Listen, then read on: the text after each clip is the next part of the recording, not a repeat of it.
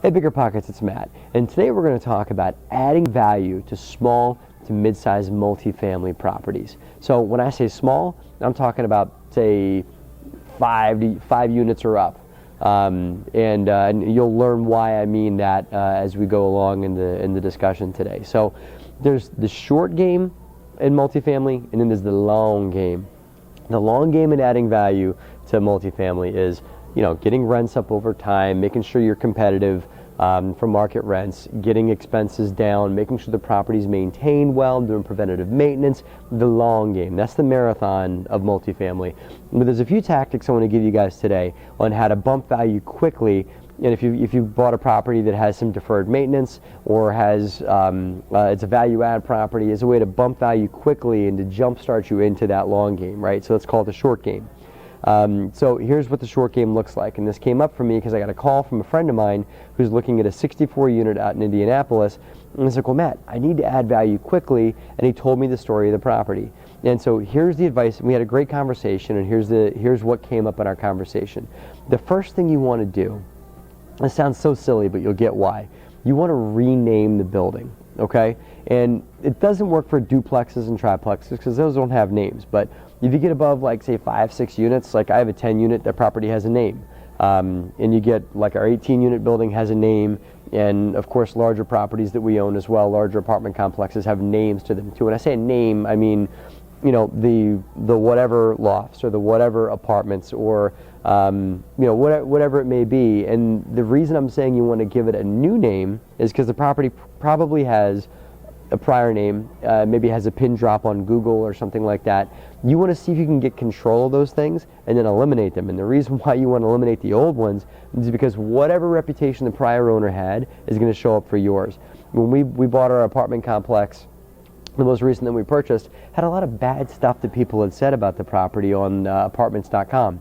And so we have changed the name of the property because we're no longer that owner. We're no longer subject to the way that they're holding the property. I want to reestablish things.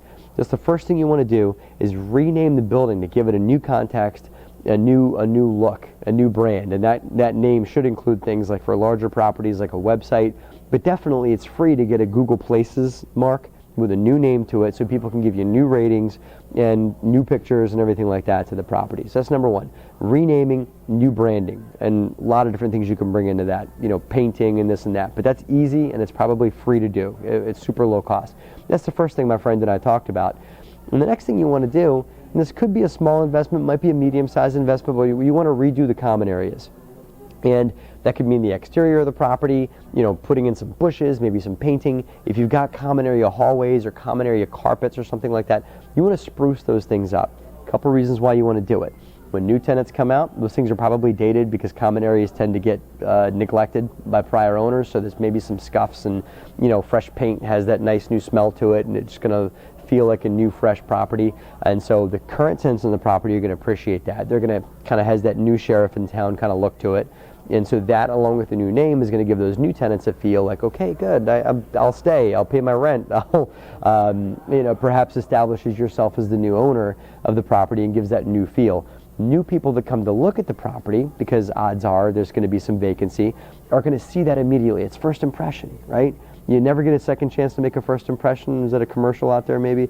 You want to have that first impression with the people that come to look at the property, to walk the common areas, and they smell that new paint, and you look at the new carpet, and they see the new lighting fixtures you put in, and maybe the new sign with your new brand and your new branding you did. They're going to see all that. It's like, oh, okay, great, it's new. And they might overlook the fact that the apartment maybe is a little dated or hasn't been updated in a while because they already have that new impression of newness in their head. So common areas and branding, those are the first two. And the third thing that you need to do is to up your value, and this isn't like exact dollar value, but it establishes yourself. And perhaps if you go to do a refi soon, you should be able to capitalize on this. And that's to take your existing tenant base on the property and get them onto your contract. The odds are the contracts that they're on have expired or are month to month. So get them on your new fresh lease with a long-term lease expiration. Even if you keep them at the same rent that they're at, you might not want to go in and start jacking up their rent immediately.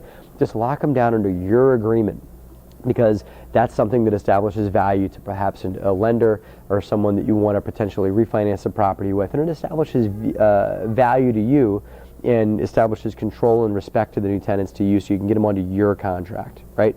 That's number one. And then this is obvious, you want to market those vacancies hard that you have in the building, offer move-in specials, whatever it is, to get rents up. And then you can start taking that rent that you're making and reinvest it into unit improvements and other longer term improvements to the building, so you can start running the marathon. Now that's all the short game. So here it is in review. You want to rename the building, do some new branding if you have to, free and low cost stuff. Then you want to redo your common areas, so there's a new fresh impression of the property.